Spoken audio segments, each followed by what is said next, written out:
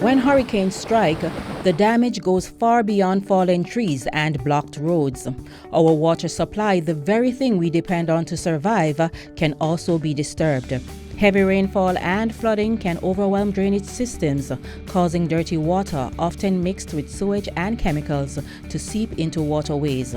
And without the work of the National Water Commission (NWC), bacteria and other harmful substances could make their way straight to our taps and thus our bodies. So routinely and particularly after a hurricane, the NWC works around the clock to ensure that what comes out of your tap is safe to drink.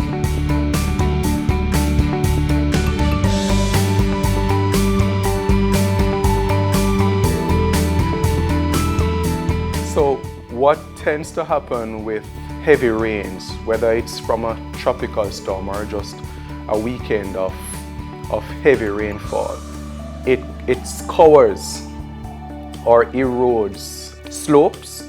All of that mud and debris sometimes runs down into the waterways. And that's one of the reasons why as NWC we generally try to go to the tops of the streams, or we call it riverhead. Notwithstanding with persons continuously populating greener and greener spaces, we have to take steps to monitor these locations. These eroded situations and rivers sometimes cause flooding, sometimes they cause blockages in our intake, forcing us again to shut down and to do remedial work, literally to clear. Sometimes, depending on the size of the facility, we have to use manpower. It requires, therefore, a response from us, because ultimately we are producing a consumable good. And so we take the precautions as if it were food to do a number of things. After the storm passes, the work continues. Restoring clean water means rebuilding trust, drop by drop. And so the water treatment process usually involves 5 distinct stages. After being channeled to the station from rivers, it goes through a process known as aeration, where it is exposed to air and sunlight for natural treatment. It then goes through screening to remove debris from the water. After the water has been through the aerator and it is screened, dirt particles remain. Hence, it will then go through coagulation and flocculation, where aluminum sulfate is added to remove suspended solids, color, and certain microorganisms from the water. In sedimentation, dirt particles are left to settle before being strained during the filtration stage. And the final stage of the treatment process is disinfection. Here, chlorine is added to kill any bacteria or germ. Enough chlorine is used to ensure that as the treated water is transported to your homes and offices, it remains protected against any germs the water may encounter.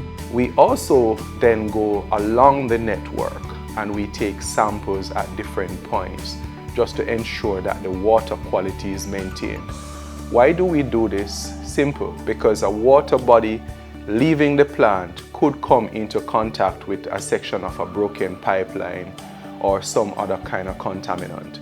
And by virtue of our testing, we can pick up and narrow down to where that intrusion occurs and be able to treat and remedy it. It's a science that becomes even more critical after the storm. Here, a worker is doing a post-chlorination test to make sure that treated water is at least 2.5 parts per million, the required level of chlorine in the water leaving the plant.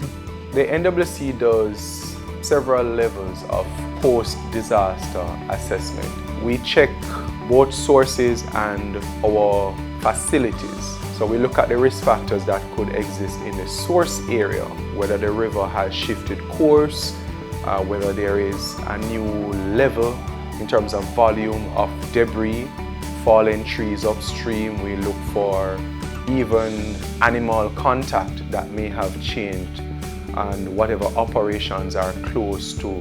Because in some of these locations, you also have farming activities, and sometimes the dynamics of those locations change after a particular disaster. So we examine that and we make decisions if we are to change how we operate to safeguard water supply. We also look at our physical infrastructure, the brick and mortar, or in this case, block and cement, that forms a number of our structures.